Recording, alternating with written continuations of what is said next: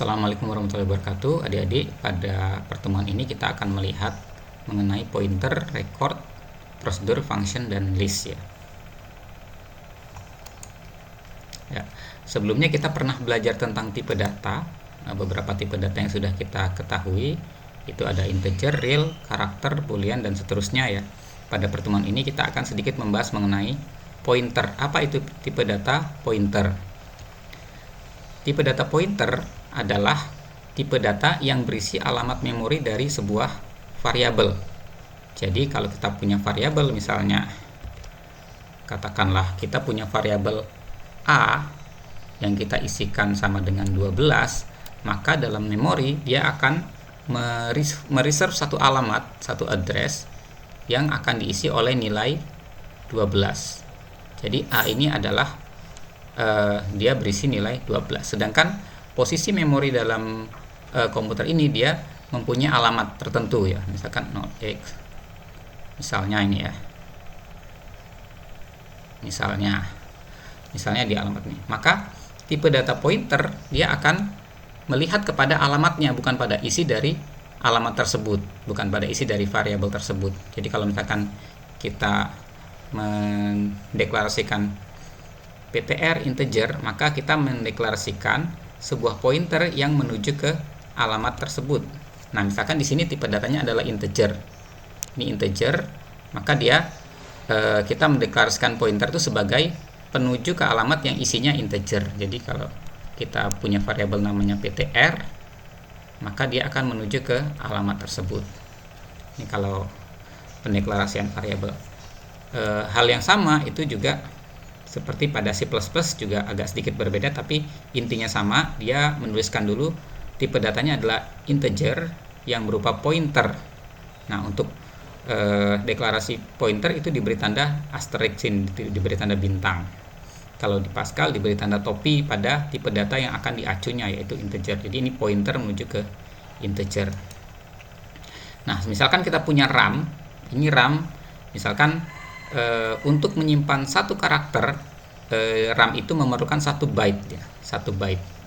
Adik-adik juga mungkin harus tahu byte itu apa ya. Byte itu 8 bit ya. Jadi misalkan secara ilustrasinya ini ada 8 bit dalam dunia digital ya. Ini 1 bit. 1 bit yang isinya bisa 0 atau 1 gitu ya. Nah, kalau 8 bit ini itu adalah 1 byte. 1 byte. 8 bit adalah 1 byte. Nah, kalau kita punya RAM ada 1000 byte, nanti ada jadi 1 kilobyte. Ada 1000 kilobyte menjadi 1 megabyte. Ada 1000 megabyte akan menjadi 1 gigabyte. Jadi semakin besar RAM kita punya banyak memori penyimpanan di sini. Sehingga katanya komputer bisa lebih cepat kalau RAM-nya bagus, ya, RAM-nya tinggi gitu. Nah, ini misalkan integer dia mereserve 4 byte. 1 2 3 4 byte ya yang disimpan oleh untuk menyimpan data integer dan seterusnya ya. Nah, misalkan kita menyimpan atau mendeklarasikan sebuah variabel bertipe integer bernama data. Ini adalah deklarasi variabel. Kemudian PTR ini adalah pointer untuk menuju ke sebuah alamat yang isinya integer. Nah, sedangkan kita mendeklarasikan variabel yang lain yaitu address pointer. Kita ingin melihat isi alamat pointer tersebut. Nah, kalau kita memasukkan angka 95 pada data, pada variabel data, maka kita akan menyimpan variabel tersebut, menyimpan data tersebut pada variabel data pada alamat tertentu ya. Dengan PTR sama dengan add data ini berarti dia ingin melihat apa alamat dari data. Kalau kita tampilkan data, maka dia akan menampilkan 95. Kalau dia ingin menampilkan pointer dari sini isinya apa, kita harus ada satu jalan lagi, yaitu melihat address dari PTR tersebut dan kita simpan dalam sebuah pointer lain yang bertipe word ya.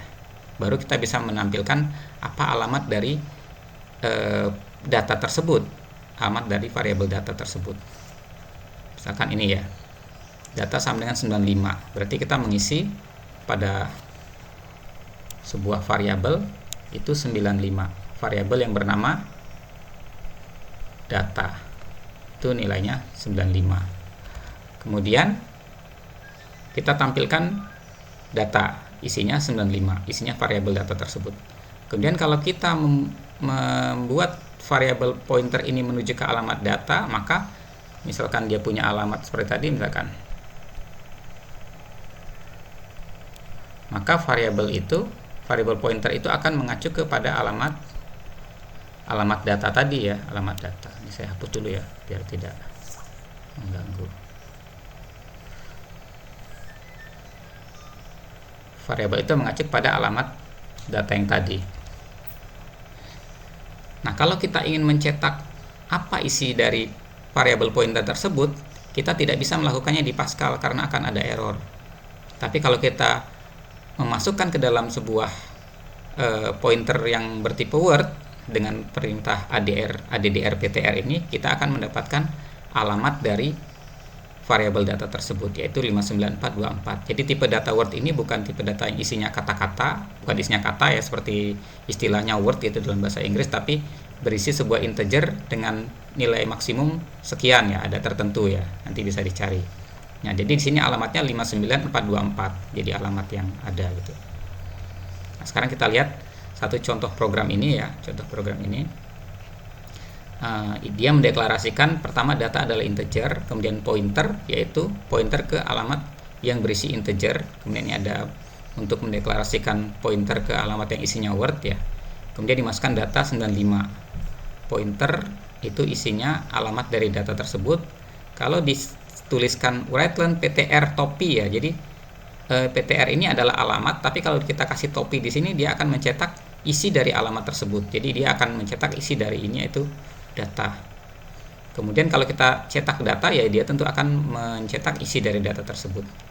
Nah, untuk mengetahui ptr ini alamatnya berapa atau alamatnya di mana, maka kita menggunakan perintah addr ptr dan hasilnya kita masukkan ke dalam sebuah variabel pointer yang disebut address ptr. Baru kalau kita cetak dari isi dari variabel tersebut address ptr topi, maka dia akan berisi dari alamat dari data tadi ya, alamat dari ptr ya. Nah, kalau misalkan isi dari alamat tersebut kita ganti, tadinya 95, kemudian kita ganti di sini isinya kita ganti 212 gitu ya. Maka sekarang data ini, variabel data ini isinya 212. Jadi kalau kita cetak data ini nanti dia akan berisi 212, bukan lagi 95, walaupun kita tidak memberikan nilai baru pada variabel data, tapi isi dari alamatnya yang kita ubah, maka variabel data juga akan berubah. Seperti itu. Nah, ini adalah latihan. Pada slide sebelumnya terdapat dua kode program. Jodohkan baris program Pascal dan C yang menurut Anda menjalankan perintah yang sama di komputer. Jadi kalau misalkan ada misalkan ini deklarasi data sesuai dengan perintah ini ya, silahkan dijodohkan, ditarik garis gitu ya. Ini bisa dicetak dulu atau di print atau di garis-garis di komputer.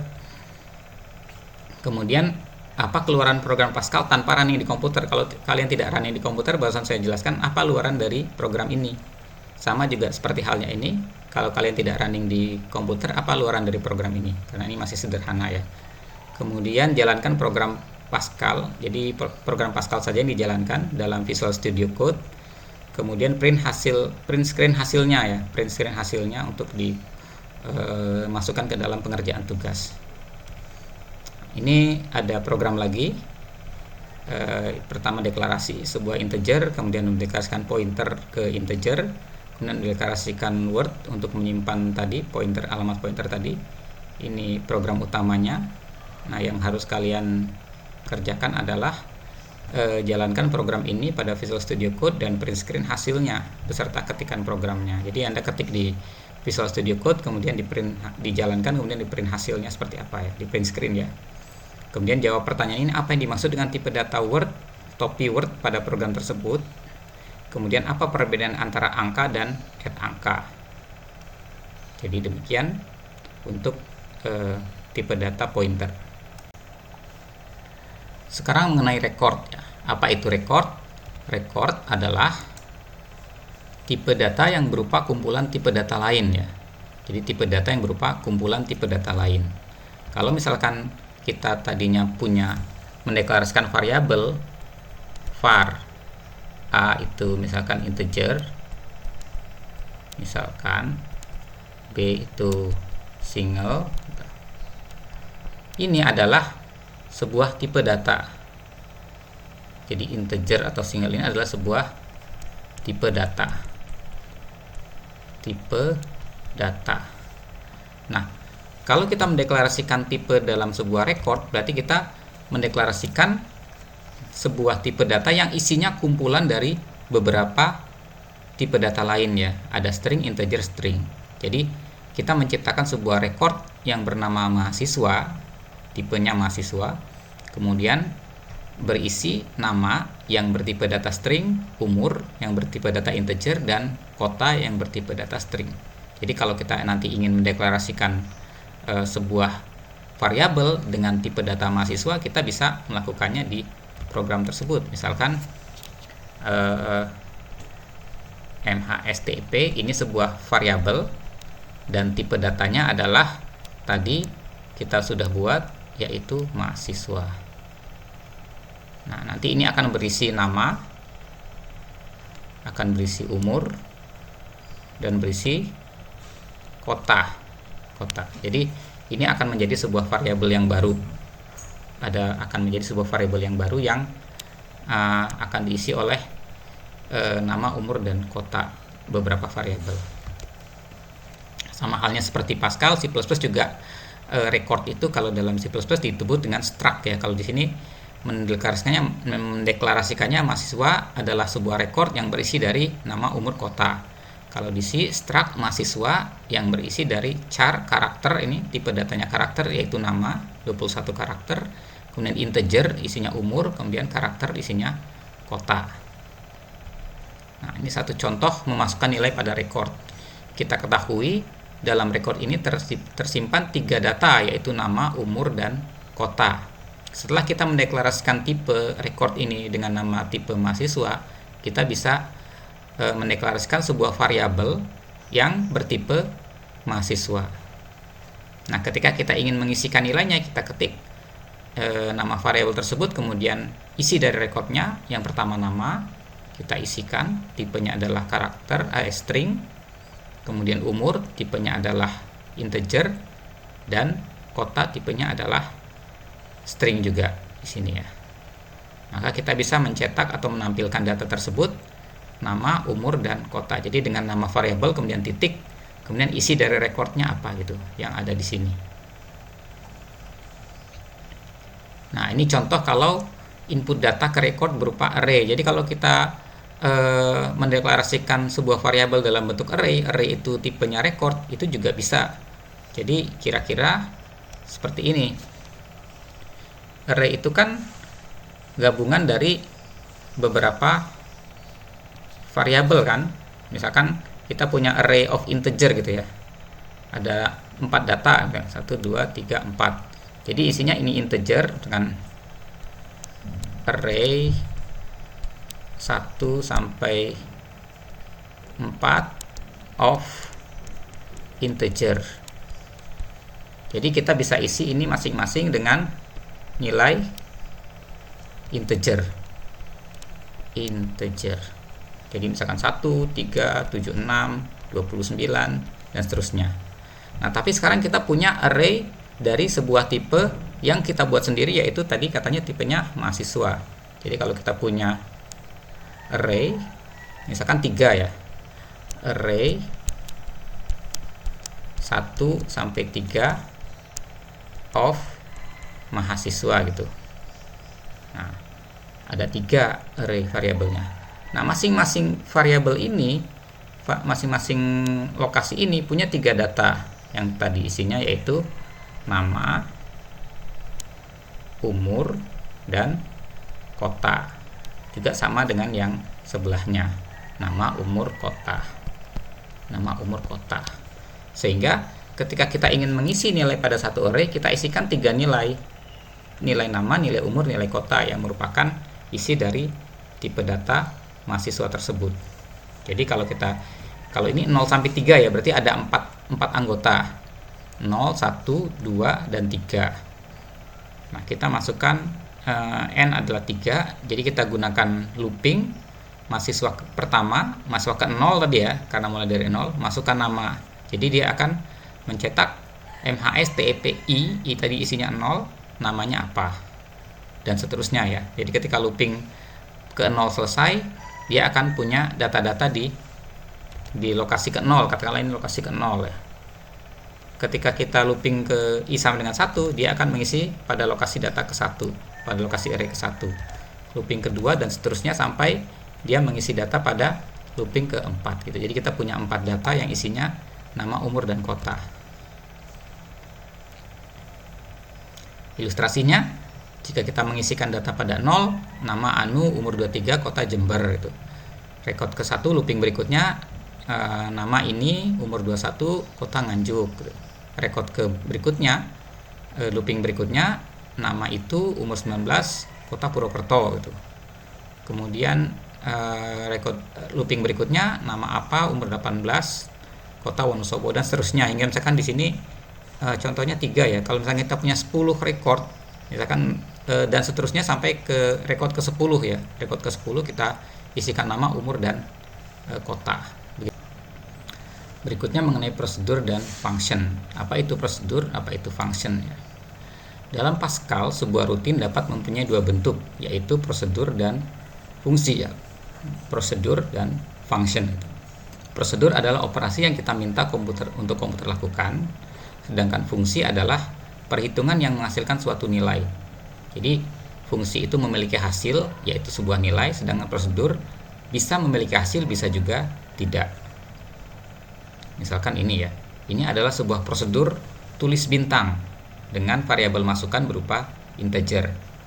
Kemudian untuk keperluan looping kita deklarasikan I sebagai variabel integer.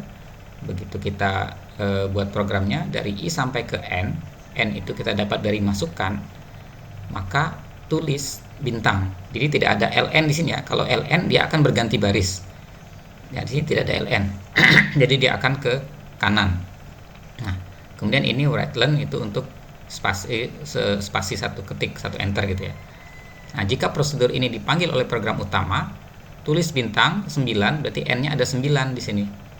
Nah, dia akan looping sampai n ke 9 untuk menuliskan bintang. Jadi hasil yang akan diperoleh adalah bintangnya ada 9. Ini prosedur. Dia tidak menghasilkan sebuah nilai di sini, tapi dia mengerjakan sebuah perintah. Nah, ini contoh lagi ya, secara lengkap program yang tadi ya. Ini adalah program uses CRT ini untuk meng-clear screen seperti ini agar layarnya bersih kembali. Kemudian ini prosedur tulis bintang. Di program utama kita panggil prosedur tulis bintang ini dengan isi data n-nya 9 gitu. Sekarang kita lihat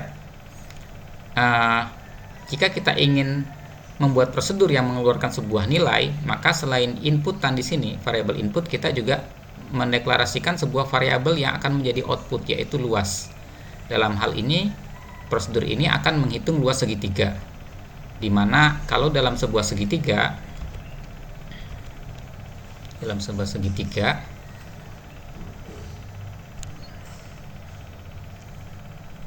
ini katakanlah sisi A, ini sisi B, ini sisi C, maka ada sebuah nilai yang kita sebut dengan S, yaitu A tambah B tambah C dibagi dengan 2. Nah, dari nilai S ini kita bisa menghitung luas segitiga.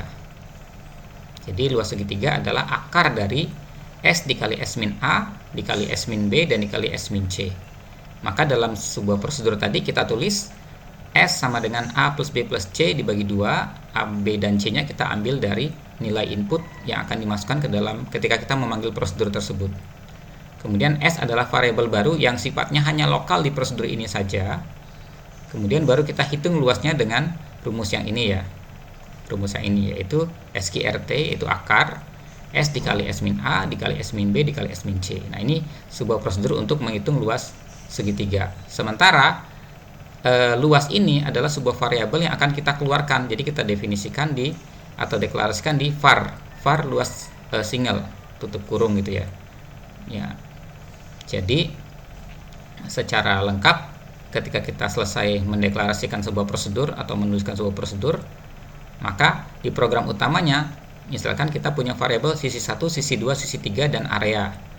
Nah, maka perintahkan komputer untuk meminta kepada si pengguna itu untuk menginput berapa nilai sisi 1, kemudian berapa nilai sisi 2, dan berapa nilai sisi 3. Ini akan diinput oleh pengguna, diketik, kemudian setelah di enter, baru dia akan memanggil prosedur dua segitiga dengan input A, B, C-nya, yaitu sisi 1, sisi 2, sisi 3, dan variabel keluarannya, luas, yaitu area.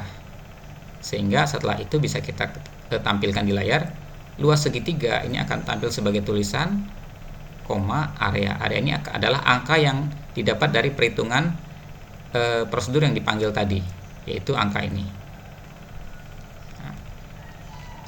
Jadi prosedur dengan keluaran tadi, prosedur ini dengan nilai luaran ini yang bisa mengeluarkan nilai ini, itu mirip dengan fungsi atau function ya, function. Kalau kita terjemahkan ke dalam function, maka dia luas segitiga, inputnya adalah A, B, dan C, yaitu sisi-sisi yang tadi. Maka ini luas segitiga ini adalah sebuah variabel yang bertipe data single. Jadi kita mendeklarasikan tipe data pada nama fungsi ini karena dia adalah luarannya, sehingga nilai ini juga atau variabel ini juga kita masukkan lagi ke dalam program ini, program function ini atau ke dalam function ini agar nanti dikeluarkan ketika programnya dipanggil. Jadi ini kita variabel deklarasikan secara lokal, kemudian ini kita masukkan A, B, dan C yang dipanggil oleh program utama, kemudian dihitung luas segitiga. Nah, luas segitiga ini adalah nama fungsi ini yang nanti ketika dipanggil akan mengeluarkan sebuah nilai. Ini contoh aplikasinya dalam program yang utuh ya. Ini ada kita deklarasikan fungsi luas segitiga single, kemudian seperti tadi kita deklarasikan sisi 1, sisi 2, sisi 3 dan area. Kemudian kita minta pengguna untuk menginput sisi 1 berapa, sisi 2 berapa, dan sisi 3 berapa. Kemudian kita bersihkan layar, baru kita menghitung area yang sudah kita deklarasikan ini adalah kita panggil fungsinya luas segitiga yang inputnya adalah A, B, C-nya adalah sisi 1, sisi 2, dan sisi 3. Baru kita bisa menuliskan berapa areanya. Jadi kita sudah belajar mengenai pointer tadi, yaitu sebuah tipe data yang berisi alamat dalam memori. Kemudian kita sudah belajar bagaimana membuat suatu tipe data baru, yaitu record ya. Tadi ada record mahasiswa tadi. Kemudian kita belajar mengenai prosedur dan function tadi barusan ya. Nah, sekarang kita akan belajar mengenai suatu tipe data abstrak yang disebut dengan linked list. Linked list adalah sebuah model data sekuensial yang saling berkait. Dia mirip dengan array namun tanpa pengindeks. Kalau dalam array kita punya beberapa lokasi di sini ada 100, 84, 74, 95 dan kita punya pengindeksnya 0, 1, 2 dan 3. Dalam linked list agak sedikit kompleks. Kita tidak punya pengindeks tapi kita mempunyai satu node yang disebut ini disebut node ya, satu node yang terkait dengan node-node yang lain.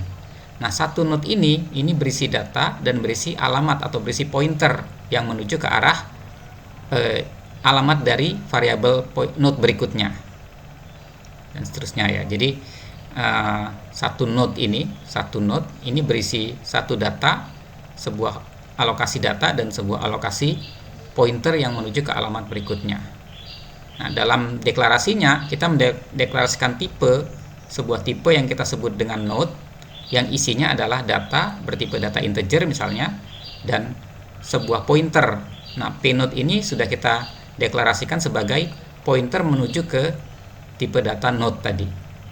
Jadi next itu adalah p-node ya, pointer ke node yang berikutnya. Sama seperti halnya di C++. Jadi kita mendefinisikan sebuah record yang menggunakan perintah struct node yang isinya sebuah data yang tipe datanya integer dan sebuah pointer ke node. Sebuah pointer yang disebut dengan next, yaitu pointer ke node. Nah, bagaimana kita menambahkan atau menginisiasi atau membuat sebuah node baru pada list, pertama misalkan kita deklarasikan sebuah variabel bernama head dan current sebagai pointer ke node. Jadi di sini ada variabel head, di sini yang ini awal, dan current ya, current. Atau di sini ya, ini maaf, ada variabel head dan current. Pada pointer yang atau pada node yang pertama, current itu adalah head. Jadi head itu ada awal dari node tersebut, awal dari list tersebut juga sebagai current, sebagai sekarang yang kita point, kita tunjuk. Nah, ketika tidak ada node, kita bisa membuat sebuah node baru berisi data, misalkan kita isi dengan 100.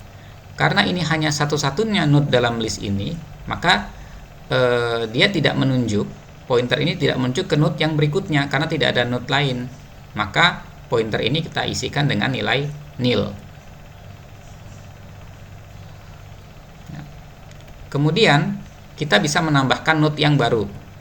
Nah, jika awalnya sudah ada node, maka karena dia satu-satunya, maka current itu sama dengan head. Head itu yang paling awal. Tapi yang sekarang juga current karena hanya satu-satunya node yang ada di sini. Nah, kita bisa membuat sebuah node baru yang isinya sebuah data, misalkan 84. Kemudian pointernya tidak menunjuk kemana-mana, yaitu nil ya, nil. Nah, agar dia bisa berkait dari yang pertama ke yang kedua ini, maka pointer yang di sini, yang current ini harus menunjuk kepada alamat dari node yang baru. Nah, jadi pointer ini menunjuk ke alamat node yang baru, dan sekarang currentnya tidak di sini lagi karena dia sudah ada node yang lain. Current itu yang terakhir, yang paling akhir, yaitu node yang ini. Nah, jadi kita bisa tetapkan node yang baru sebagai current. Jadi sekarang headnya tetap di awal, current itu kalau ditambah dia akan bergeser gitu.